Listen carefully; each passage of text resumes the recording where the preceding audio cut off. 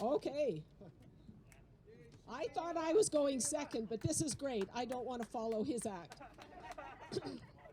So I'm going to start out, I'm going to tell you my experience with basic income right now is that it's sort of a good news, bad news story. Now I'm going to start with the bad news first and get that out of the way because the good news is much, much better. So I know a lot of people are wondering about this election and what's going to happen and whether we really needed it or not. But, you know, it might not be the best example of democracy, but democracy continues. One of the things that I think has really been highlighted is that we have deep existential problems in this country. COVID has shown us that. We've got climate chaos. I mean, there are all of these people out there who are experiencing the effects of, you know, wind and storms and wildfires. What happens to them? I mean, their lives have been turned upside down. We've got technological disruption that I think you've probably heard about at the last stop. We've got shaky lifestyles that are resting on debt, even for people who look like they're comfortably off. We've got racism, colonialism, prejudice. All of these things are driving polarization in our country. Inequality, insecurity, anxiety, we know about all of these things. We need to fix them. COVID has triggered cascading effects of all of these things that have made it even more urgent that we deal with this. Even the emergency measures that were developed are a cascading effect. And I'll get to that later because they were basically developed on the fly. So they were almost a basic income, but it helped get us there, hopefully. There's been talk of affordability during this election, but in some cases to me it sounded really trivializing. Like the price of gas has gone up, but it hasn't addressed the impacts on people who have been living on the edge for a long time and people experiencing all of this insecurity, poverty, and all of those effects. One really quick story that really shocked me in a way that probably shouldn't have. One day, I walked into my local drugstore, and you know how drugstores are. They're not drugstores. They have food and clothing and stationery and everything. So I walked in, I got all my stuff. I was about to go to the checkout.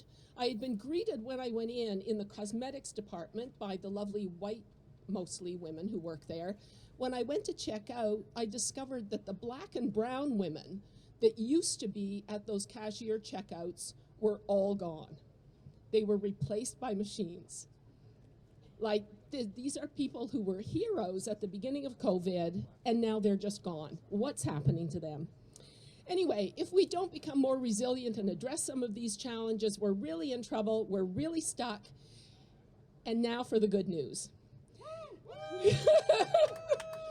So, the issues we face now are really urgent. And so we talk about basic income as being urgent because it is urgent policy. It addresses all of these needs in a way that fixes a lot of our problems immediately.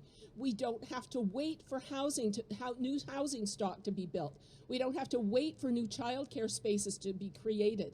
It's an urgent policy that CERB demonstrated helps people immediately. It transformed people's lives. So that gives us hope. I mean, CERB was almost there. Let's not forget that. Sorry, switch pages. So the next two bits of good news, I'm sure you've heard a lot about. I'm not going to go into them. They're part of our campaign messaging. Basic income is effective. We know this. We have seniors and children's benefits. We had CERB that was almost there. We know how to do this, and we know it works. It's affordable. We've got studies and research that tells us all of these things. It can work, and Canada can do it. We have enough to make sure everybody has enough. It just takes political will now. So where do we go from here? Our election is on Monday. That is not the sum total of democracy. We need to continue to keep fighting with the politicians that we elect. We need to really work even now in the next couple of days to elect more champions for basic income because we know they're out there. They're not necessarily the leaders now, but they are the future. So we need to support them. There are individuals in all parties. This shouldn't be a partisan issue. We need to help our government work across the table to get things done. So, and there are two parties now who actually have the words guaranteed livable income in their platforms. This is phenomenal. We have to hold them to it. So we keep educating, we keep supporting, we keep going. And then the last thing I want to mention is that, and to really stress, this is a people's movement. I could go on and on with all of the diverse groups of people who are supporting basic income. Artists, hi Craig, engineers.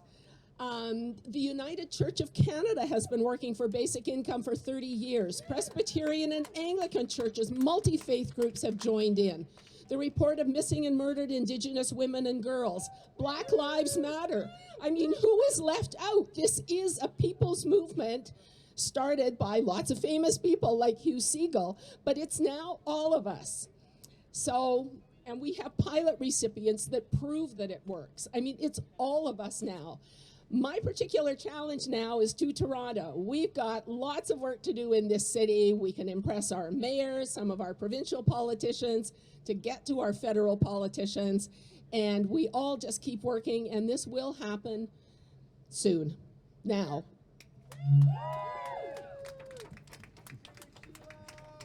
Okay.